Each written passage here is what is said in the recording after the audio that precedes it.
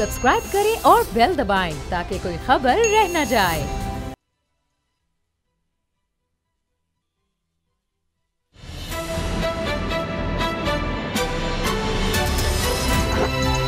अब पता चला। बिस्मिल्लाहिर्रहमानिर्रहीम, अस्सलाम वालेकुम। मैं हूं मोहम्मद उसामा गाजी और आप देख रहे हैं अब पता चला। पहले स्कूल और अब मदरसा। एपीएस की तरह का ही एक और वाक़या इसे कहा जा रहा है जो पेशावर में हुआ। 8 अफराद इसमें जहाँ भाग हो चुके हैं और 125 ज़ख्मी बताए जा रहे हैं।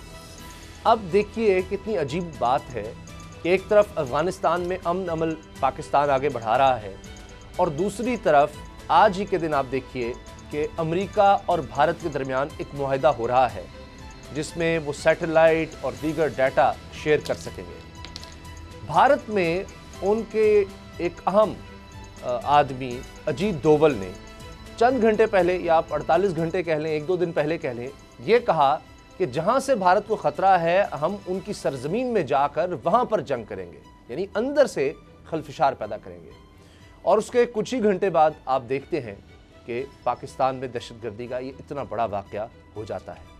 नेक्टा की रिपोर्ट आ चुकी थी, थ्रेट अलर्ट था कि कोयटा और पेशावर में दहशतगर्दी की कार्रवाइयाँ हो सकती हैं और पहले फिर कोयटा में हुआ और उसके बाद आज पेशावर में। ये वाक़यात किस कदर हौलनाक हैं, किस कदर ख़तरनाक हैं, इसका अंदाज़ा इस बात से लगाएं कि जिस तरह से थ्रेट अलर्ट आया और उसके बाद पहले कोयटा और फिर पेशावर, इसका मतलब है कि इंटेलिजेंस एजेंसियां ये तो देख रही हैं कि इस तरह के खतरात हैं, लेकिन इनको नाकाम क्यों नहीं बनाया जा सका। अब इस पर देखिए सियासत शुरू हो गई है। बड़ी अफसोस और दुख की बात है। एक तरफ ऑपोजिशन है और उसकी तरफ से चाहे मरीम नवाज साहिबा हों, दीगर लोग हों, वो ये कह रहे हैं कि जी हुकूमत की सारी तवज्जो ऑपोजिशन की तरफ है और इस वजह से ये जो दहशतगर्दी है ये दोबारा सर उठा रही है। जबकि मरीम नवाज साहिबा इस तरह की बातें कर रही हैं कि जी हमारे दौर में तो दहशतगर्दी ख़त्म हो गई थी। अब दूसरी तरफ से फिर ये कहा जाएगा कि जी जब तहरीक इंसाफ ने धरना दिया था तो उसके बाद एपीएस का सानिया हुआ तो फिर वो धरना ख़त्म कर दिया गया। क्या अब अपोजिशन यही काम करेगी कि ये जो जलसे जुलूस और हुकूमत गिराने की कोशिश है इसको रोका जाएगा?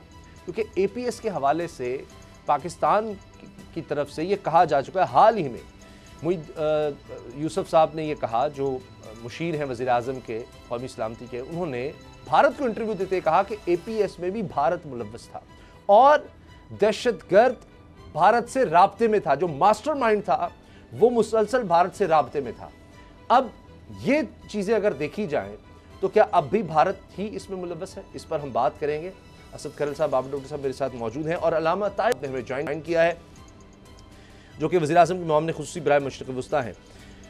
ताहिर अशबरी साहब, अभी जिस तरह आप तो बैनुल मज़ाहिब के हवाले से अभी जो कुछ फ्रांस में हुआ उस हवाले से भी आपने प्रेस कॉन्फ्रेंस की, अब ये जो सानिया हुआ है, एक तरफ हमने देखा कि कोयटा में पहले दहशतगर्दी होती है, उसके बाद अब पेशावर में, जबकि अफ़गानिस्तान में पाकिस्तान अमन की कोशिश कर रहा है और ये बहुत करीब इलाका भी कहा जा सकता है चूँकि पेशावर है और उससे पहले भी दहशतगर्दी यहाँ पर बहुत हुई है। ये जो लहर उठ रही है दहशतगर्दी की, बहुत से लोग इस पर बात कर रहे हैं कि जी अपोजिशन की तरफ तवज्जो है हुकूमत की, आप इसको किस तरह देखते हैं? बिस्मिल्लाहिर्रहमानिर्रहीम, नहमदुहु व नुसल्ली व नुसल्लिमु अला रसूलिहिल करीम। बिलाशुबा पाकिस्तान के इस्लाम के दुश्मन जो हैं, इस खित्ते में अमन के दुश्मन जो हैं, वो ये चाहते हैं कि यहाँ पर अमन ना आए और इसीलिए जब उन्होंने देखा कि अफ़गानिस्तान के अमन में पाकिस्तान का एक बहुत बड़ा किरदार है और हमने अफ़गान ग्रुपों को और अमेरिका को बिठाया, अफ़गान तालिबान और अमेरिका के दरमियान मुज़ाकरात शुरू हुए, फिर अफ़गान हुकूमत और अफ़गान तालिबान के दरमियान मुज़ाकरात शुरू हुए, फिर पाकिस्तान और अफ़गानिस्तान के दरमियान वफूद का तबादला शुरू हुआ, तो ये किसी सूरत पाकिस्तान के दुश्मनों को कबूल नहीं है। 2 चीज़ों पे इस वक्त हिंदुस्तान काम कर रहा है। एक, पाकिस्तान के अंदर मजहबी तशद्दुद फैलाया जाए, पाकिस्तान में फ़िरका वाराना नफ़रतें फैलाई जाए, और दूसरा कि पाकिस्तान की फ़ौज को कमज़ोर किया जाए और पाकिस्तान की फ़ौज और आवाम के दरमियान गलतफ़हमियाँ पैदा की जाए। मैं समझता हूँ ज़रूरत इस अमर की है कि हम दुश्मन की साजिश को समझें और बाहमी इत्तेहाद से पाकिस्तान दुश्मन क़ुव्वतों, अमन की दुश्मन क़ुव्वतों, इंतहा पसंदों और दहशत गर्दों के ख़िलाफ़ मुत्तहद होकर उनका मुकाबला करें। और उनको अच्छा अलामा किरदार साहब, तक पहुंचा। आप कहना दुरुस्त नहीं है कि ये अपोजिशन और जो हुकूमत का जो आपस में महाजराई हो रही है और इसका फ़ायदा जो है, जो कि हम कह रहे थे पहले, क्योंकि इस तरह की सारी डिप्लॉयमेंट जिस तरह क्वेटा हुआ था उसमें सारी उधर हो गई और उसके बाद हज़ारगंजी में हो गया, उससे पहले आईडीज़ पकड़ी गई एक दिन पहले, तो ये मुल्क दुश्मन कूदते या दहशतगर्द इस वजह से फ़ायदा उठा रहे हैं, ये आज का जो साने है। मैं आज हाथ बांध के आपके प्रोग्राम में इनसे कहता हूँ, ये हाथ मेरे बंधे हुए हैं। सियासी मजहबी कायदीन, रहम करो, उन मासूम बच्चों को देखो, उनके आंसुओं को देखो, उनकी लाशों को देखो। मुझे दुख है कि आज भी हमारे बाद सियासी जुआमा एक दूसरे को ब्लेम दे रहे हैं। और भाई, दहशतगर्द किसी का दोस्त नहीं है, दहशतगर्द हर पाकिस्तानी का दुश्मन है। क्या APS स्कूल के बच्चों का जो वाकया हुआ था वो दहशतगर्द इमरान खान का दोस्त था? और आज जिन दहशतगर्दों ने किया है ये नवाज शरीफ के दोस्त है। भाई, ये सारे के सारे ना कोई हिज़्ब इक़्तिदार का दोस्त है, ना कोई हिज़्ब इख्तिलाफ का दोस्त है, ये पाकिस्तान के दुश्मन हैं। और हमें बाहमी इत्तेहाद से इन दुश्मनों को जो है वो नाकाम बनाना है। सियासत हम करते रहेंगे, एक दूसरे के ऊपर इल्ज़ाम लगाते रहेंगे, लेकिन ज़रा ये तो तसव्वुर करो, जिस माँ ने अपने बच्चे को कुरान हिफ्ज़ करने के लिए मदरसे भेजा था, जब वो माँ मेरे और आपके ये बयान सुने कि ये फ़लाने के यार हैं और ये फ़लाने की वजह से हुआ है और ये फ़लाना इसका ज़िम्मेदार है, उस पर क्या बीतरी होगी। हमें हौसला देना है उन शुहदा के वरसा को जो इस वक्त गम की हालत में हैं, ज़ख्मियों के वरसा को, और उन्हें बताना है कि हम दुश्मन की इस साजिश के ख़िलाफ़ सब एक हैं। हम पाकिस्तान में तखरीबकारी और दहशतगर्दी नहीं चलने देंगे। जी अमा साहब, कहीं ऐसा तो नहीं है कि अपोजिशन ने अदारों को सियासी लड़ाई में उलझा कर दुश्मन को ये मौका फराहम किया है? मैं समझता हूँ कि बिला वजह, बिला सबब आप जब इदारों को तनकीद बनाएंगे तो लोग ये सवाल उठाएंगे, लेकिन मैं समझता हूँ हमारे इदारे बड़े मजबूत हैं। हमारी फ़ौज, हमारे सलामती के इदारे, हमारी कौम, और अगर कोई दुश्मन इस तरह से साजिश भी करे या कोई नादान दोस्त जो है और नादान पाकिस्तान का लीडर जो है वो ये समझे कि उसके इस तरह के अमल से पाकिस्तान के इदारों में और अवाम के दरमियान को रिफ्ट पैदा होगी या पाकिस्तान के इदारे कमज़ोर होंगे, तो उसकी गलत फहमी है। आज पाकिस्तानी फ़ौज के पीछे, पाकिस्तान के सलामती के इदारों के पीछे पाकिस्तान के 22 करोड़ अवाम खड़े हैं और उनकी पुष्ट पर हैं, और किसी प्रोपेगेंडे से वो मुतासिर होने वाले नहीं हैं, क्योंकि वो जानते हैं कि पाक फ़ौज पे हमला करने वाला और मुल्क की सलामती के इदारों पे हमला करने वाला वो पाकिस्तान का दोस्त नहीं हो सकता। हमने मिलकर दहशतगर्दी को शिकस्त दी है, हमारी इस फौज ने, हमारी कौम ने, हमारे सलामती के इदारों ने, और इंशाअल्लाह आइंदा भी। एक दिन पहले नेशनल सिक्योरिटी एडवाइजर भारत का अजीत डोभाल वो इस तरह की धमकी देता है, इस तरह की कार्रवाइयों की, और उसके बाद ये वाक़या हो जाता है, ये सानिया हो जाता है, इतना दहशतगर्दी का वाक़या। आप बतौर मुशीर मामले खुसूसी बराए मशरिक़ वुस्ता, आप भारत के इस गिनौने चेहरे से पर्दा हटाने के लिए क्या तजवीज़ पेश करते हैं हुकूमत को, वज़ीर आज़म को? मैं समझता हूँ कि पहले भी पाकिस्तान ने आलमी दुनिया को इस सारी सूरत हाल से आगाह किया है, और अब भी पाकिस्तान जो है आलमी दुनिया को ये बता रहा है कि भारत अफ़गानिस्तान में और मशरिक़ वुस्ता में जो इंतहा पसंद और मुतशद्दिद गिरोह हैं उनकी मुआवनत कर रहा है, उनको मदद कर रहा है। अफ़गानिस्तान के अंदर इंतहा पसंद इंटरनेशनल ग्रुपों को जो है मुनज़्ज़म कर रहा है, और उसका मकसद सिर्फ इस खित्ते का अमन नहीं बल्कि आलमी अमन को तबाह करना है, इस्लामी ममालिक पर हमलावर होना है, और दुनिया को इस तरफ तवज्जो करनी होगी, क्योंकि अब इसमें कोई शक नहीं रहा कि जो इंटरनेशनल आलमी दहशतगर्द तंजीमें हैं उनकी मदद जो है वो हिंदुस्तान कर रहा है। और ये इसके बारे में पूरी दुनिया में अब बात हो रही है, अमेरिका में भी हो रही है, बाकी जगह भी हो रही है। और जो कल का भारती एक ज़िम्मेदार का बयान है वो ये वाज़े कर रहा है कि वो इस खित्ते में क्या अज़ाइम रखते हैं। इंशाअल्लाह उनके अज़ाइम नाकाम होंगे। आज चूँकि कश्मीर के हवाले से भी ब्लैक डे है तो कश्मीरी भी कामयाब होंगे, पाकिस्तान ज़्यादा मजबूत होगा और पाकिस्तान। अच्छा अलामा साहब, अब क्या आप नहीं समझो तो तौहीन अमेज़ हाके हैं नबी पाक सल्लल्लाहु अलैहि वसल्लम के हवाले से, जो आए रोज़ फ्रांस जो है जारी करता रहता है, उस हवाले से क्या हमें सफारती तल्लुकात जो मुनक़ता नहीं कर देनी चाहिए, और सबसे अहम अगर हुकूमत चाहती है, क्योंकि हम मशरिक़ वस्ता के आप नुमाइंदे हैं यूएई और सऊदी अरब के हवाले से, तो OIC जो है OIC उस पर तो हमें इतनी तवक्को नहीं रख सकते, लेकिन ये हम सिर्फ अगर एक काम कर दें, आप वज़ीर आज़म को कह दें ऑफ द रिकॉर्ड या ऑन द रिकॉर्ड के सारे सूबाई चीफ सेक्रेटरी को, आज़ाद कश्मीर गिलगित बल्तिस्तान को, वो कहें कि रिस्पेक्टिव जो डिस्ट्रिक्ट मजिस्ट्रेट है, प्राइस कंट्रोल जो भी निज़ामी है, वो जितने भी आउटलेट्स पे दुकानों पे फ्रांस की प्रोडक्ट पड़ी हुई हैं उनको अपने कब्जे में ले ले, और उसके बाद एक SRO के ज़रिए वो अपनी एक्सपोर्ट फ्रांस की बंद कर दें। तो मेरा ख्याल है मुआशी तौर पर फ्रांस को अरबों डॉलर का जो झटका लगेगा सिर्फ एक मुल्क से, और अगर फिर भी वो बाज नहीं आता तो वो सारी चीज़ों को ला के जला दें, या अगर वो बाज आ जाता है तो उन्हीं शॉप्स को वो चीज़ें वापस कर दें। तो अगर ये एक ही इक़दाम आप कर लें, क्योंकि OIC में जाने का तो फायदा नहीं, तो मेरा ख्याल है ये अपनी औकात में आ जाएंगे। अल्हम्दुलिल्लाह हमारा बेहतरीन राब्ता है तमाम इस्लामी ममालिक से। हमारे वज़ीर ख़ारजा वज़ीर आज़म की हिदायत पे मैं भी तमाम दुनिया की इस्लामी तंजीमों से, इस्लामी ममालिक से रब्ता कर रहे हैं। इस्लामी ताउन तंजीम से भी हमारा रब्ता है, और सऊदी अरब, बाकी दुनिया के ममालिक, तुर्की, कुवैत, हर जगह आप देख रहे हैं इस वक्त ये आवाज़ बुलंद हो रही है। आज सऊदी अरब ने बड़े मौसर अंदाज से जो है इस पर अपना एहतजाज रिकॉर्ड किया। पाकिस्तान इस वक्त भी आलम इस्लाम में इस सूरत हाल में एक लीड किरदार अदा कर रहा है। इंशाअल्लाह कल हमने फ्रांसीसी सफ़ीर को बुलाया था, उसको एक एहतजाजी मुरासला दिया है। जो भी हमें एक बात याद रखिए, रसूलुल्लाह सल्लल्लाहु अलैहि वसल्लम की नामूस से ज़्यादा कोई चीज़ अजीज़ नहीं है।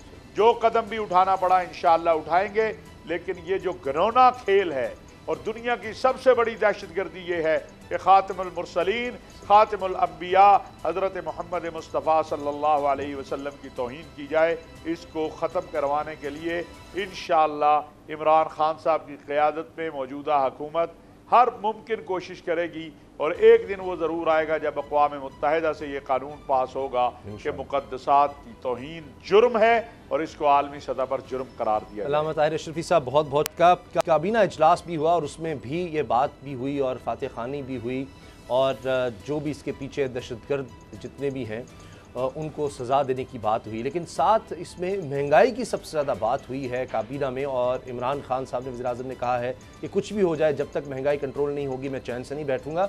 और इसमें जो ख़ास बात सामने आई है वो ये कि ब्यूरोक्रेसी असल मसला है। ये कहा जा रहा है कि ब्यूरोक्रेसी महंगाई कम नहीं होने दे रही या उसके रास्ते में रुकावट है। बाबर डोगर साहब, ये जो बात हुई है काबीना में, आप ब्यूरोक्रेसी को बड़ी अच्छी तरह समझते हैं, कई दहाइयों से आपने इस चीज़ को देखा है, तो क्या वाकई ये अफसरशाही रुकावट है? चीज़ें उस तरह हो नहीं पाती, पहले बताया नहीं जाता, इंपोर्ट में देर लग गई, उसकी वजह से कीमतें नीचे नहीं आई, फिर उसके बाद जो प्राइस कंट्रोल कमेटियाँ हैं उसमें भी अफसर इन्वॉल्व होते हैं, तो क्या ये सारा मसला ब्यूरोक्रेसी की वजह से है? उसामा साहब, ये सारा कुछ ब्यूरोक्रेसी पे डाल दिया जाता है। सबसे आसान तरीका ये है कि ये कह दे कि जी ब्यूरोक्रेसी काम नहीं कर रही या ऑफिसर जो है वो अपनी ड्यूटियां नहीं दे रहे। मसला ये है कि पंजाब में सबसे बड़ा इशू ये पंजाब में महंगाई का आ रहा है। पंजाब में जो आपने वज़ीर आला लगाया, पंजाब में आपने जो कैबिनेट दी है वो क्या कर रही है, पंजाब के वज़ीर आला की क्या परफॉर्मेंस है, पंजाब के मिनिस्टर्स की क्या परफॉर्मेंस है। मिनिस्टर्स को ड्यूटियां लगाई जाती हैं, वो घरों से बाहर निकलें, दुकानों पे खुद जाएं, मार्केटों में जाएं, जाके रेड्स करें, रोज़ के रोज़ जो है वो कीमतें जो है वो सामने हैं। अब इतनी मज़ाखेज़ चीज़ें हैं। सरकारी रेट छोटे गोश्त का आपको पता है क्या है? 900 रुपये किलो, ये सरकारी रेट है। अब मुझे एक बात बताएं कि ये 900 रुपये किलो छोटा गोश्त कहाँ से मिलता है, वो एरिया मुझे भी बता दिया जाए। उसामा साहब, लाहौर में 1200 रुपये से कम गोश्त कहीं नहीं मिल रहा और सरकारी रेट 900 रुपये है। दालों, इसी तरह दालों की कीमतें हैं, आप मार्केट में चल रहे हैं वो कीमतें कुछ हैं, जो बनाई गई हैं वो कुछ हैं। मार्केटों का, दुकानदारों का आपस में कोई अहम मांगी नहीं है, हुकूमत का उस पर कोई कंट्रोल नहीं है। सिर्फ ज़ुबानी ये कह देने से, नोटिस ले लेने से, ज़ुबानी ये कह देने से कि जी महंगाई काबू कर रहे हैं, ये कर देंगे वो कर देंगे, इससे कुछ नहीं हो सकता। इसके लिए विल चाहिए, मजबूती चाहिए, काम करने की मजबूती चाहिए। वज़ीर आला पंजाब जो है आप वो देख लें कि वो आज तक कितनी दफा महंगाई पे उन्होंने क्या स्टेप्स लिए हैं, कितने को उन्होंने खुद मार्केटों में गए हैं, कितने को उनके मिनिस्टर्स मार्केटों में गए हैं। ये जो डीसी रेट निकाल रहे हैं और वो रेट जो है वो ऐसा रेट होता है जो मार्केट में कहीं अवेलेबल ही नहीं होता, वो मंडी में अवेलेबल नहीं होता। तो ये इस चीज़ को क्यों नहीं मॉनिटर किया जाता? खान साहब खाली ये कह देने से कि जनाब मैंने महंगाई के खिलाफ मैंने कमर कस दी है, ब्यूरोक्रेसी सीधी हो जाए, इससे महंगाई कम नहीं होनी। अच्छा, ये एक और बात, एक मैकेनिज्म है, उसको समझना पड़ना है उसको। अच्छा असद खरल साहब, ये बात भी हुई है कि जी फिर वुज़रा जो हैं उन पर भी तनकीद हुई है जिनकी वजह से महंगाई कंट्रोल नहीं हो रही है, जिनके अंडर ये डिपार्टमेंट्स आते हैं वो कुछ करें।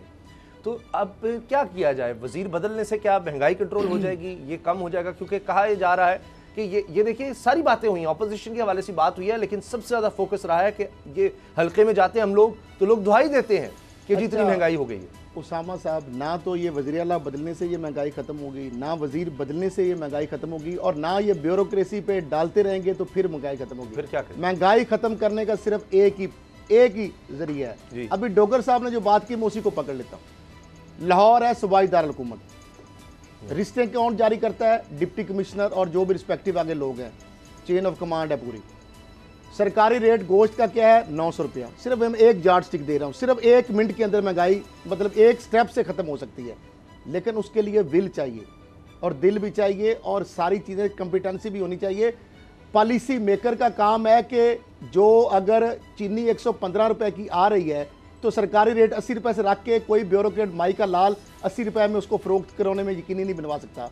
डीसी रेट जो दालों के हैं वो अगर अकबरी मंडी में जब फैसलाबाद से जो आपको दाल अगर 200 में पड़ती है तो डीसी रेट 150 लिखने से वो गंदी और ख़राब दाल तो डीसी रेट लेके कैबिन में रख देते हैं ग्रोसरी स्टोर में, आपने देखा है। बल्कि आप डीसी रेट के जो आपका गुजरते हैं ना पर सस्ती हो जाए, अगर उनसे गुजरते हैं करीब से तो वहां पे स्मेल आती है। वो फॉर्मेलिटी के लिए रखी होती है उन्होंने, लेकिन वहां से स्मेल आती है, वो खराब होती है चीजें। उसमें सिर्फ एक ही बात है, 900 रुपए का सरकारी रेट है। अगर वजीर आजम साहब, वजीर आला साहब, चीफ कमिश्नर जो कमिश्नर लाहौर डिवीजन है, डिप्टी कमिश्नर है, सिर्फ एक काम कर ले, वो सुबह से सिर्फ एक हुक्मनामा जारी कर दे कि जनाब इन लेटर एंड स्पिरिट जो हमारी रेट लिस्टें हैं ना उनके ऊपर हम करेंगे और 900 रुपए जो गोश्त बेचेगा हम सील कर देंगे।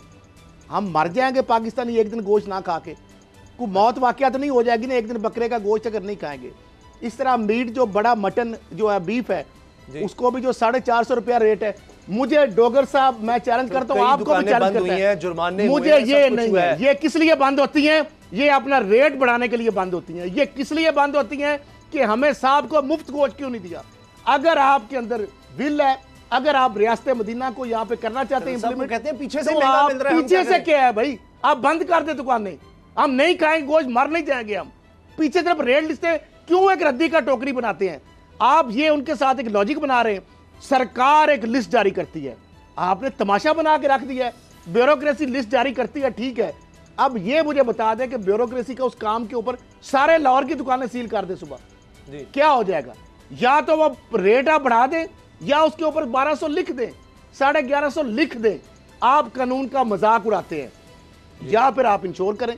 ये तो कोई एक्सक्यूज नहीं है कि आप रेट लिस्ट रोज जारी कर देते हैं, फोटो कापियां होती हैं, पर्चियां पटी जाती हैं। ये बाबर डोगर साहब, ये बात तो ठीक है असद खरल साहब की कि जहां फिर कानून नाफिज करना वहां ये किया जा सकता है। इसमें गलत क्या है? एक को अगर आप करना शुरू करेंगे बाकियों को भी इससे साहब असल इशू ये है, चीनी का क्या वज़ीर आला के मरीज में रहते हैं कि इमरान खान मरीज में रहते हैं। डॉक्टर साहब यही मैं बात है, मुझे यही बात डालें, जिस भाव में मिलती हैं, जिस दुकानदार को, जिस फ्रूट उसको जो मिलता है भाव का, जो उसको सब्जियां मिलती हैं, आप रेट ठंडे कमरों में बैठ के बना देते हैं। उसके बाद वजीर छापा मारते हैं, अफसरान छापा मारते हैं, कुछ बंद हो जाती है, कुछ मंत्रियां बढ़ जाती हैं।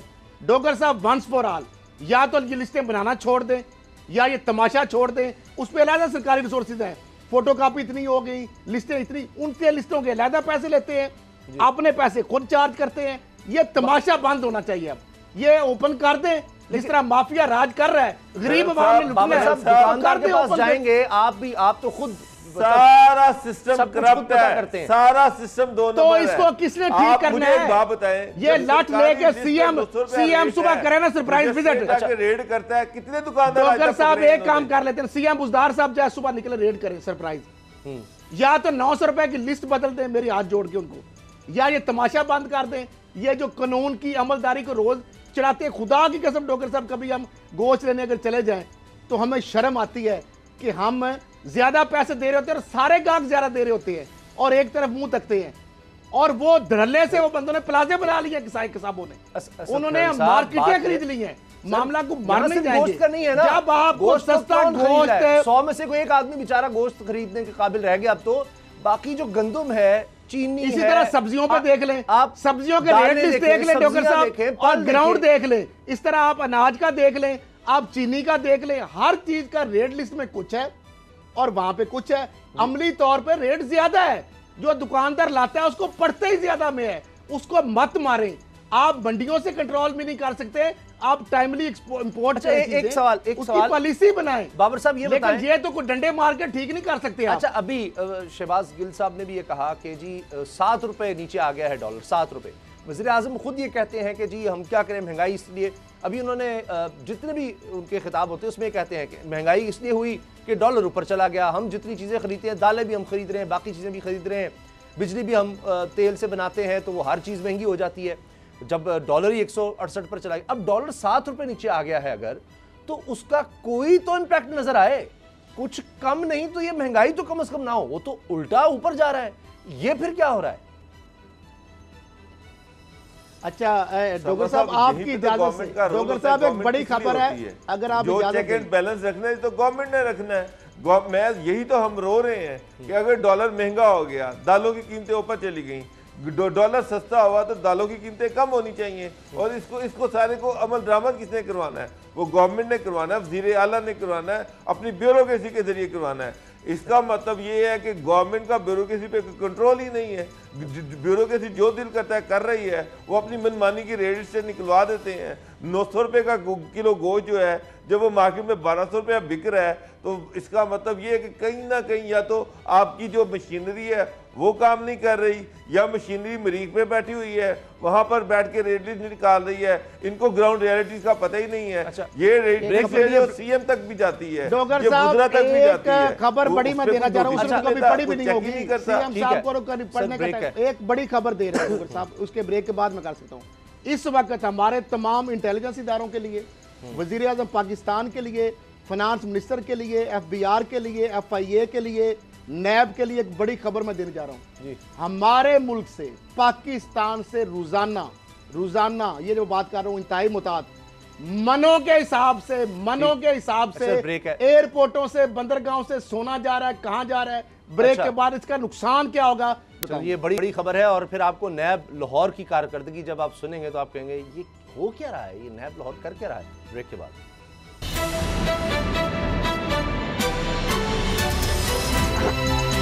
अब पता चला। नैब लाहौर की कारकर्दगी पर बात करते हैं। एक तरफ तो शहबाज शरीफ का नाम ECL में डालने की कोशिश की गई, लेकिन सुप्रीम कोर्ट ने यह दरख्वास्त मुस्तरद कर दी नैब की, और शहबाज शरीफ ने कहा है कि नैब का बस चले तो पूरे पाकिस्तान के केसेस मुझ पर डाल दे। बाबर डोगर साहब, ये नैब लाहौर इसकी कारकर्दगी क्या रही है अब तक? बहुत से केसेस हमने देखे कि हमने अहद चीमा का भी केस देखा, बेशुमार केस देखे हैं, ख्वाजा साद रफीक का भी देखा, शहबाज शरीफ का भी देखा, अब तक हुआ क्या है? उसामा साहब, जिस तरह से नैब काम कर रहा है ना, तो फिर हमें किसी दुश्मन की जरूरत ही नहीं है। मेरा मतलब कि जितने भी केसेस आप उठा के देख लें, आशियाना देख लें, उसके बाद ये मनी लॉन्ड्रिंग का देख लें, एसेट बियॉन्ड मीन का देख लें, इस तमाम केसेस में नैब किसी एक जगह पर भी करप्शन साबित नहीं कर सकी। मुझे तो ये लग रहा है कि ये शरीफ खानदान के साथ और मुल्ज़िमान के साथ ये मिले हुए हैं, ये उन पे मनी लॉन्ड्रिंग का केस डाल देते हैं। अब रोज शहबाज शरीफ जो है उस पर आदत है, इतने 23 अरब रुपए की मनी लॉन्ड्रिंग कर दी, इस बंदे के थ्रू कर दी, इस बंदे के थ्रू कर दी, मंजूर पापड़ वाला, मुश्ताक चीनी वाला, और इस तरह के सारे नाम आ गए। मनी लॉन्ड्रिंग तो हो गई, लेकिन इससे करप्शन कहां पर साबित हुई? जो सुप्रीम कोर्ट या हाई कोर्ट में जब केसेस जाते हैं तो वो तो सिंपल मनी लॉन्ड्रिंग के केस हैं। इसमें ये कैसे स्टैब्लिश होता है कि ये जो मनी लॉन्डर पैसा हुआ है ये करप्शन का पैसा था? कोर्ट्स बार बार नैब से ये पूछती हैं कि जनाब ये बंदा आपके पास 90 दिन के लिए फिजिकल रिमांड पर था, इस 90 दिन में आपने इन्वेस्टिगेशन क्या की? आपकी इन्वेस्टिगेशन से कहां से ये साबित होता है कि ये पैसा करप्शन का है, ये पैसा मेट्रो का है, ये पैसा ऑरेंज लाइन से बनाया गया है, ये पैसा फलाने जो ये जो सारे पावर हाउसेज हैं इनसे पैसा बनाया गया है। इस पे नैब की परफॉर्मेंस जीरो है, इन्वेस्टिगेशन जीरो है। वो जनाब सीधा मनी लॉन्ड्रिंग का केस जो नैब का परव्यू ही नहीं है, ये तो सादा एफआईए का काम है। मनी लॉन्ड्रिंग तो एफआईए देखती है। नैब ने साबित करना है कि ये जो पैसा आया है ये करप्शन का पैसा आया है, ये पैसा मेट्रो से करप्शन की गई, ये तरीक़ाकार था, ये हमने डिटेक्ट कर लिया है, ये फलाने प्रोजेक्ट से पैसा आया, ये ऑरेंज लाइन से आया, ये लाहौर सियालकोट मोटरवे से आया, ये लाहौर मुल्तान मोटरवे से आया।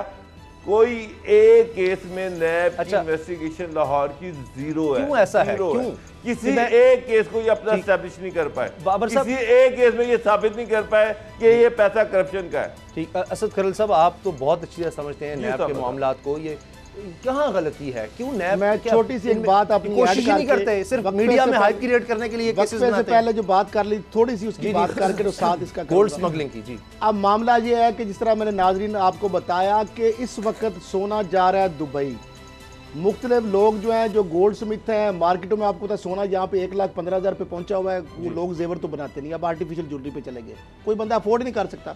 अब हो क्या रहा है कि सोना यहाँ से किलो नहीं मनों के हिसाब से पाकिस्तान से बाहर दुबई जा रहा है, और सिर्फ अगर 100 तोला सोना को खातून पहन के चली जाती है 8 लाख रुपया उसको फौरी तौर पर प्रॉफिट हो जाता है। जो बंदे ये भेज रहे हैं इस तरह के एजेंट बने, अगर 50 लाख तोला ये देते भी खुद हैं, एजेंट भी खुद अपने रिश्तेदारों अजीजों को को साथ उनको पैकेज दे देते कि 1 लाख 2 लाख साथ फिर भी हैं, और 50 लाख में 4 लाख डेली ट्रांजैक्शन कर सकते हैं मुख्तलिफ लोगों से। अभी रिसेंटली एक एयरपोर्ट पे किलों के हिसाब से उससे पकड़ा गया है, क्योंकि इनकी लाइन बनी होती है वहाँ पे एयरपोर्ट के जो काम है, मुख्तलिफ जो एजेंसीज है, जो इदारे हैं, यानी कस्टम्स है, उसका इंटेलिजेंस भी है, बाकी लोग FBI FIA, जब चेंज होते हैं तो फिर ये करते हैं। 9.5 मन एक बंदे ने सोना स्मगल करते हुए लास्ट टाइम 38 किलो 1 मन यानी FIA लाहौर ने पकड़ा था एयरपोर्ट से। पाकिस्तान दुश्मन मुल्क जब किसी मुल्क के डॉलर खतरनाक और सोना ले जाता है ना, तो ये मुल्क के खिलाफ भयानक साजिश आगे आ गया नैब के ऊपर। अब मामला ये है कि बैशिंग नैब की जो हो रही है, आज माशाल्लाह जो जहांजेब बरवाना साहब को बाहर से लाए कि बड़ा जनाब उन्होंने बाहर से, हम यही मैं और बाबर डोगर सब करते थे, जहांजेब बरवाना साहब 4 दिन आने वाला पहले जो 7 रुकनी बेंच का फैसला है वो माशाल्लाह जब जस्टिस मशीर आलम साहब और जस्टिस मुनीर अख्तर साहब ने कहा क्या आपने वो फैसला पढ़ा है?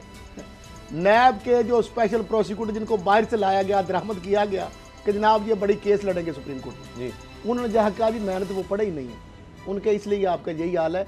मामला ये है कि नैब जो है केस जो बना रहा है, जितने केस नैब ने बनाए हैं, जितनी इनकी ट्रांजैक्शन नैब ने पकड़ी है, और सबसे ज्यादा अगर केस हैं तो वो इस वक्त नैब लाहौर में चल रहे हैं या नैब पिंडी दूसरे नंबर पे है। तो किया क्या? इन लोगों को पकड़ा, जेलों में भेजा, ट्रांजैक्शन लाए, एक ट्रांजैक्शन भी गलत नून लीग उसको साबित कर सकी। अब मामला ये है कि निट्टी गिट्टी का इशू कानून इन्होंने बनाया, मनी लॉन्ड्रिंग जो है ना, मनी लॉन्ड्रिंग ट्रांजैक्शन, मैं तो पहले दिन से कह रहा, मुझे यही बताया डॉक्टर साहब, मैं और आप यही कहते थे, मैं यही चीखता था कि मनी लॉन्ड्रिंग ये नहीं होती, ये पैसा मनी लॉन्ड्रिंग ये नहीं है, ये हवाला है, ये हुंडी है, ये गैर कानूनी तरसीलात, तो इसको कह सकते हैं। Money laundering it's a predicate offence, जो मैं पहले दिन से प्रोग्रामों में कह रहा हूं।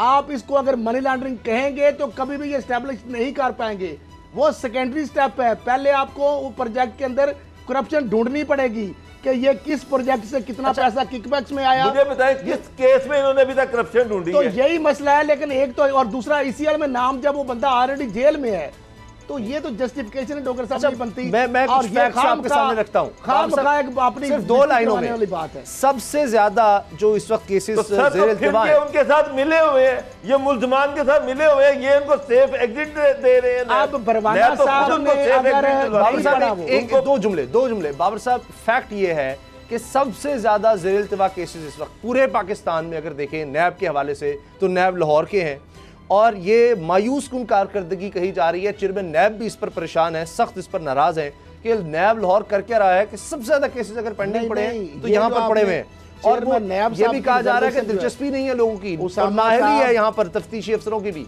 बाबर साहब मैं उसामा साहब आपसे एग्री करता हूँ मैं आपसे एग्री करता हूं। मुझे एक बात बताए, जितने केसेस बड़े आए हैं नैब के पास, नैब लाहौर के पास, उसमें कितनी रिकवरी हुई है, कितने केसेस को ये स्टैब्लिश इन्होंने किया कि इसमें ये करप्शन थी, इनकी इन्वेस्टिगेशन बता दे कि इन्होंने कितने केसेस में ये इन्वेस्टिगेट किया है कि ये फलानी करप्शन जो है इस ये डिटेक्ट हुई है इसमें से। ये तो बड़ा आसान तरीका है कि आप हवाला हुंडी वालों को पकड़ें, उनमें से उनके ट्रांजैक्शन निकालें और वो दे दे कि जी ये देखिए ये ट्रांजैक्शन हुई है। अच्छा, ये पैसा इलीगल। लेकिन प्रॉब्लम थोड़ी सी एक बात, सीएम बुज़दार साहब जो है उनका केस कहां पर गया?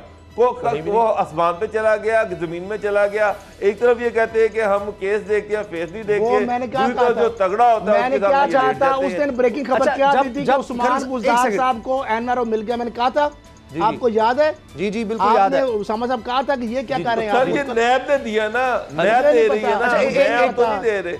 मुझे नहीं पता किसने दिया किसने लिया, तो नैब करके रहा उस पे, आपने जो देख रहा है इससे क्या हम अखज़ करें? खैरल साहब एक बात तो माने कि सिंध का नैब बहुत बेहतर है कि वहां पर गंदम पर छापे मारे जा रहे हैं, करोड़ों रुपया अरबों रुपया बरामदगी भी और उसमें प्ली बार्गेन भी। अभी तक पंजाब में क्या गंदम यहाँ महंगी हो जाती है, यहाँ कोई ज़ख़ीरानंदोज़ी नहीं करता, यहाँ इस तरह का कोई करप्शन है ही नहीं, नैब को नजर ही नहीं। यहाँ पे खैर गोदाम पकड़े गए थे, 11.5 बार्गेन की थी और अभी 1.5 अरब की प्ली बार्गेन पीएसओ वाले एक बंदे ने की है कराची में, वो शक्कर की बात कर रहे थे। नैब लाहौर के हवाले से मामला ये है कि अगर हाउसिंग फ्रॉड, नैब लाहौर ने शुगर मिल्स केस में क्या किया है, सारी शुगर मिल्स तो मामला ये है कि नैब लाहौर वज़ीर आज़म ने कह दिया, उसमें क्या कर लिया है? शुगर के केस में क्या कर लिया, गंदम के केस में नैब ने क्या कर लिया है? अब एक चीज बता दें, ये है एक बात ये भी रोना है, बदकिस्मती ये है जो आप इसको इंडोर्स अगर नहीं करेंगे तो अपनी आपकी मर्जी है। क्या वही ब्यूरोक्रेट्स जिनके ऊपर नैब के केसेस थे, जो सबसे ज्यादा शबाज के जो थे मंजूर नजर, आज तमाम अहम वो डिपार्टमेंट्स के अंदर नहीं बैठे हुए, हेड बन के बैठे हुए हैं। क्या वो नैब को रिकॉर्ड देंगे? से बच के चला गया। क्या वो रिकॉर्ड नैब को देंगे अपने खिलाफ? ख्वाजा साद रफीक पर फिर क्या गलत केस बनाया गया? काम है ये चेयर डीजी नैब उनको अपॉइंट करा रहा है। अच्छा, लास्ट मुझे ब्रेक से पहले बाबर डोगर साहब मुझे बताएं, वजीर आजम ने कहा वो दिया गया कि जनाब नैब इसकी कॉग्निजेंस ले, शुगर में जो माफिया है, गंदम का माफिया है। एक मिनट मुझे दें, एक मिनट मुझे दें। मुझे एक चीज बताएं, नैब के पास जो इख्तियारात हैं, जो अथॉरिटीज है, इस जितनी वसी इख्तियारात है कि कोई ऑफिसर अगर उसमें रास्ता रुकावट डालता है तो उसको उसकी जॉब से हटा सकते हैं, उसको पकड़ सकते हैं, अरेस्ट कर सकते हैं। अभी आपने कहा ब्यूरोक्रेसी वही है, वो रिकॉर्ड नहीं दे रही। मेरा सवाल ये है कि नैब ने जिसने रिकॉर्ड नहीं दिया, नैब ने उसके खिलाफ क्या किया? ऐसे नहीं होता। नैब के पास जितने वसी इख्तियारात हैं, इनकार नहीं करते, तो पाकिस्तान के पास इनकार नहीं करते। मुझे एक बात है, कितने ऑफिसर नैब ने पकड़े, उनके खिलाफ कोई कार्रवाई की गई? हमें रिकॉर्ड नहीं दे रहे। किसी एक बंदे का नाम मुझे दे दें। नैब को मैं शिकायत भेजता हूँ, इदारे भेजते हैं, पीटीएन तो आज तक एक रेफरेंस नहीं भेजा करप्शन का। जो बड़े क्या है मुझे बताएं ना, ये दिखा दें ये है कि नैब को गुलाम नहीं आ जाता, चिराग नहीं है। नैब को महकमों से लोग इंफॉर्मेशन देते हैं, नैब को हम as a private citizen information देते हैं। नैब के पास तो इंफॉर्मेशन खबरों के जरिए, अखबारात के जरिए, प्रोग्रामों के जरिए। अब मामला ये है, यहाँ पे बैठे हुए माफिया, सर इन्वेस्टिगेशन तो उन्होंने करनी है ना, तो इन्वेस्टिगेशन का असल चीजें उन तक पहुंचेगी नहीं। इन्वेस्टिगेशन एजेंसी तो नैब है, अभी तक क्या इन्वेस्टिगेट किया है? मुझे एक बात है, ये शहबाज शरीफ का जिस पे शुरू से कह रहे अरबों रुपए की करप्शन है, एक केस में उसका करप्शन से कनेक्शन। लेकिन एक बात है कि ठीक है, मनी लॉन्ड्रिंग वाली एक डिफरेंट इशू है, लगता तो ये है करना मुश्किल है। लोगों को पता है कि किसी हकीकत जो नजर आ रही है ना, खैरल साहब जो चीज नजर आ रही है ना, तो नैब की इन्वेस्टिगेशन खैरल साहब नजर ही आता है ट्रांजैक्शन 7-7 अरब सबसे अच्छा जो है ना, ये टीटी बॉयज, ये कैश बॉयज, सर मुल्जिमान को ये आप तो नहीं लाए सामने, ये नैब ही लेके आया है ना। सर किया क्या? कार्ड आया, सर उनको नाश्ते कराते हैं, सर उनकी मुलाकातें करवाते हैं, ये कमरे अच्छे हैं, नैब ये करता है, फैसिलिटेट करता है नैब। हमारा मसला ये है और पूरी कौम का यही सवाल है इमरान खान साहब से भी कि जनाब आपने तो कहा कि अफसरों के खिलाफ भी नैब ना जाए, एफबीआर के मामलात में भी नैब ना घुसे, ट्रेडर्स को परेशान ना शुगर मिल का तो कहा है ना। अच्छा, अगली शुगर माफिया का तो नैब को कहा कर ले। डॉक्टर साहब, हमारा और आपका एक कंसर्न है, कौम ये कहती है नेट शेल के कितने अरब की रिकवरी हुई। इल्जामात को हम क्या करें? हमें ये गरज है कि आपने जो इल्जाम लगाए आप रुपए का लगाएं, वो कहते हैं धेला और दमड़ी वाले कहानी है, कुछ नहीं आया। हमें ये है कि आप कितने अरब, कितने करोड़, कितने लाख, कितने हजार इनसे रिकवर कर पाए। ठीक है, अदालतें भी उसमें इन्वॉल्व हैं, अदालतों ने ही आगे कॉन्फिस्केट करनी और होती प्रॉपर्टी। नैब ने कितना पैसा खुद खर्च किया। बहरहाल ऐसे लगता है जितने केसेस जेल तबाह नैब लाहौर में क्या कुछ निकाला। सर ब्रेक का पता कर लें तो आपको सबसे अच्छी जगह नैब के मुल्जमान की सबसे अच्छी जगह नैब लाहौर है कि जहां अगर केस चल रहा है तो बस चलता ही रहेगा। ये नैब पिंडी वाला या इवन सिंध वाले जिस तरह मैं बता रहा हूँ वहाँ का हाल नहीं है। नैब लाहौर में आ गया तो बस आप सुकून करें, कोई मसला ही नहीं है। ब्रेक का वक्त है जी, ब्रेक के बाद बात करेंगे मकबूजा कश्मीर में यौम स्याह मनाया गया, इस हवाले से बात होगी ब्रेक के बाद।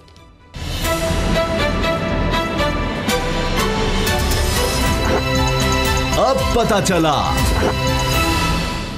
आज के दिन 27 अक्टूबर को 1947 में भारत ने अपनी फ़ौजें मकबूजा कश्मीर में लोगों की उम्मीदों के ख़िलाफ़ वहाँ पर घुसाईं और नाजायज़ कब्ज़ा किया। और आज भी वो जुल्म बढ़ता चला जा रहा है। आज भी हर साल की तरह कश्मीरी जहाँ जहाँ भी दुनिया में हैं वो यौम स्याह मना रहे हैं। और आज के दिन एक और जुल्म ये किया गया है कि अब भारत में इजाज़त दे दी गई है कि मकबूजा कश्मीर में जाकर कोई भी शख्स जो कश्मीर का नहीं है वो वहाँ पर ज़मीन खरीद सकता है। इससे पहले डोमिसाइल्स का भी मामला था, जबकि पहले ये वादा किया गया था भारत की जालिम हुकूमत की तरफ से।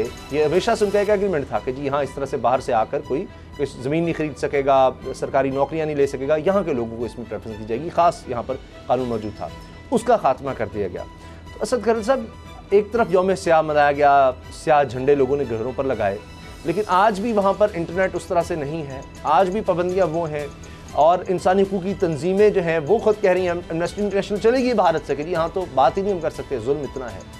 और अब ये एक और जुल्म कर दिया है कि अब तो ये वो शुरू हो गया।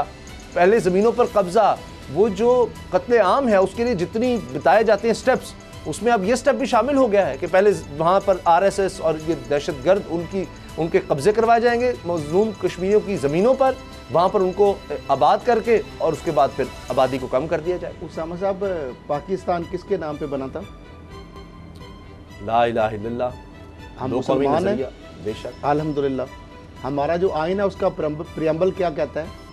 प्रियम्बल जो आइन पाकिस्तान का क्या है कि कुरान और सुन्ना जो है उसके ताबे होगा। जी ऐसे ही बिल्कुल सही। क़िताल और जहाद का हमें हुक्म दिया गया है। हमारे मुसलमान, हमारे बुज़ुर्ग, हमारे नहते बच्चे, औरतों की इस्मत दरी हो रही है। अक़वाम मुत्तहिदा जो एक कठपुतली इदारे का किरदार अदा कर रहा है और खामोश तमाशाई बना है और हिपोक्रेसी की इंतहा है। तमाम आलमी तंजीमें जो है वो तमाशाई बनी हुई हैं। लॉकडाउन वहाँ पे हुआ और पूरी दुनिया में आपने कोरोना, उनकी बददुआओं से लॉकडाउन हुआ। फिर उसके बाद उनकी जो इज्जतें पामाल हो रही हैं। आज वो परचम पाकिस्तान के, आज पाकिस्तान के परचम में लिपटे हैं, कश्मीरियों को शहीद किया जाता है। पाकिस्तान के परचम के अंदर अपनी लाशें, तमाम तर इन पाबंदियों के बावजूद वो पाकिस्तान जिंदाबाद। पाकिस्तान का मतलब क्या? ला इलाहा इल्लल्लाह का नारा लगा रहे हैं। इस चीज़ की उनको सजा मिल रही है। भारत ने जो काम किया है, क्या अक़वाम मुत्तहिदा की कारकर्दों के मुताबिक वो उसका स्टेटस ख़त्म कर सकता है? नंबर 1 सवाल बताएं जवाब। नहीं कर सकता। ये किस अक़वाम मुत्तहिदा की वायलेशन किसने की? उसने की। क्या 80 लाख की आबादी में 8 लाख की फौजें उतार सकता है? नहीं। दुनिया में राय का उसने हक दिया, किरारदादों के मुताबिक नहीं दिया।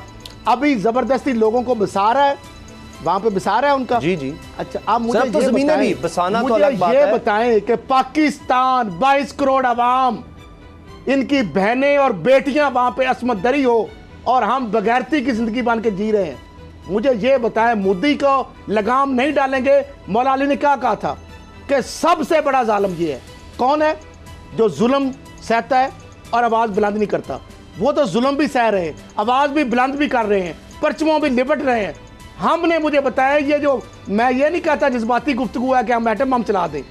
एटम बम चलाने की ज़रूरत नहीं है। वो भारत, उसकी वो फौज जिसका चीनी वो फिने मिडो ने और फिने नक वालों जिनको हम कहते हैं चीनी, जो सबसे कमज़ोर कौम जिसको कहते थे, उसने मार मार के उनको फौजियों को मुक्कों से, घोंसों से, ठुड्डों से कितनों को जन्म हासिल किया, हिंदुओं को किया। वहां पे मुद्दे की गैरत जागी। सही है। मुझे ये बताएं, आज़ाद कश्मीर और पाकिस्तान के अवाम सरहद पर जाके खड़े हो लेकिन और कहें मोदी को कि तुमने गलत काम किया है, हम इनके साथ हैं, या हमें मारो या मरो। मैं देखता हूं कि कैसे वहां पे वो नहते लोगों के ऊपर 8 लाख की फौज जो है, उसामा साहब मिट जाओगे तो इंसाफ करोगे? आपकी बात वो कितनी देर तक मगर आपके लिए नारे लगाएंगे? लेकिन ये भी है कि वो नस्लें खत्म हो रही हैं, जितनी हिंदू जंगें हुई हैं, जबरदस्त आबादी बसा रहा है वहां जितनी पे। जंगें हो चुकी हैं पाकिस्तान और भारत के दरमियान, वो मकबूजा कश्मीर की वजह से हुई हैं। LOC पर फायरिंग अब मैं कहता हूं, कब तक इंतजार इसी वजह से करोगे? हम बोलते हैं सर। और क्या और जंग जंगें उनकी भी क्या करनी है। औकात है? चीन से खाए चित्तर उन्होंने, इतना आसान नहीं होता। नेपाल और बाबर साहब, भूटान से खाए, उसके बाद अपना सर, उसी इलाका। चीन ने हांगकांग हासिल किया है, उसने बड़ी डिप्लोमेसी के साथ तो अपना हम वहां मजबूत जाके करके बैठ किया जाए है। पाकिस्तानी अच्छा अवाम। बाबर डोगर साहब, ये वो जो तो आप- यही चाहते हैं कि ज्यादा अक्सरियत कर लेंगे हिंदुओं की, कल को वहां पे निकाल देंगे, जिस तरह मुसलमानों को स्टेटस इंडिया में खत्म कर दिया। हम दुनिया को आगाह भी तो कर रहे हैं, बता भी तो दुनिया रहे क्या हैं। है? दुनिया क्या है? हिपोक्रेसी है, मुनाफकत है। क्या इजराइल के साथ ये होता तो पूरी दुनिया मैदान में नहीं आ जाती?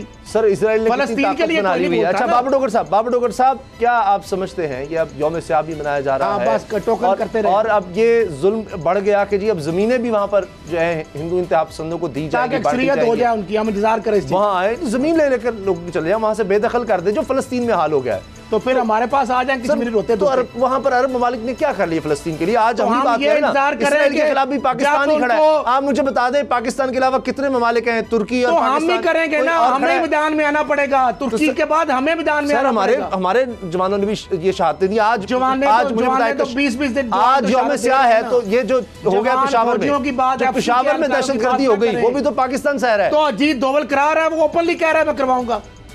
यही तो बात है कि इमरान खान का धरना पीक पे था, इमरान खान का धरना पीक पे था, APS के बाद खत्म हो गया। क्या ये खत्म करेंगे? बाबर डोगर साहब, भारत ओपनली कह रहा है, अजीत डोवल ये कह रहा है कि हम पाकिस्तान में दाखिल होकर जो हम वहां पे इनको मारेंगे।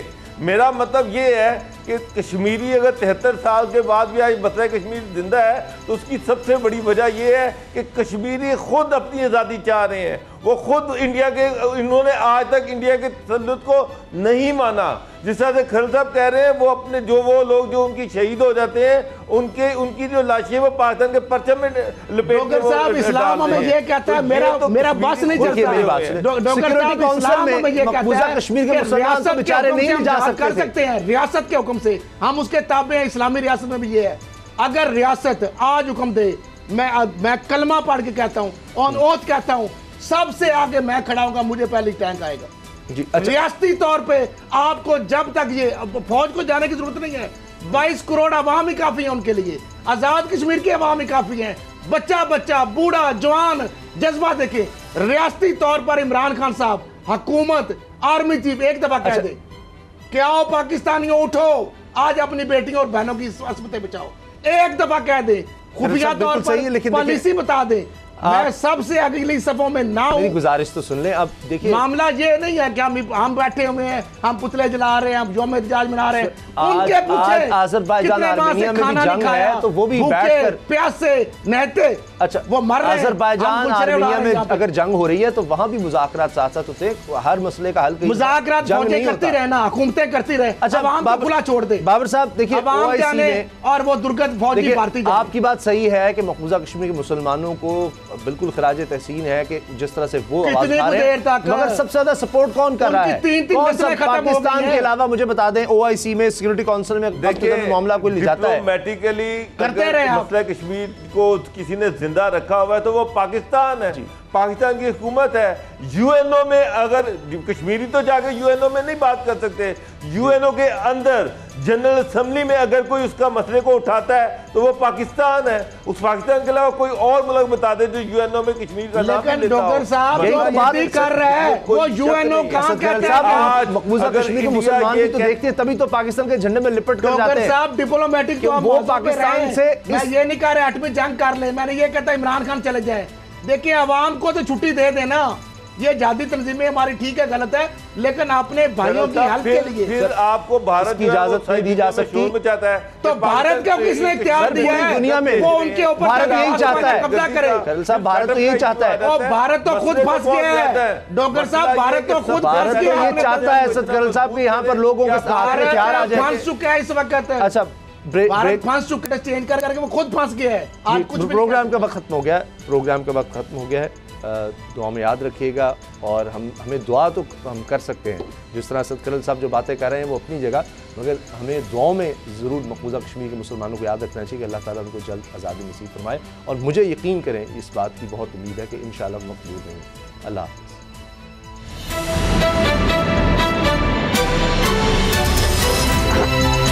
अब पता चला। सब्सक्राइब करें और बेल दबाएं ताकि कोई खबर रह न जाए।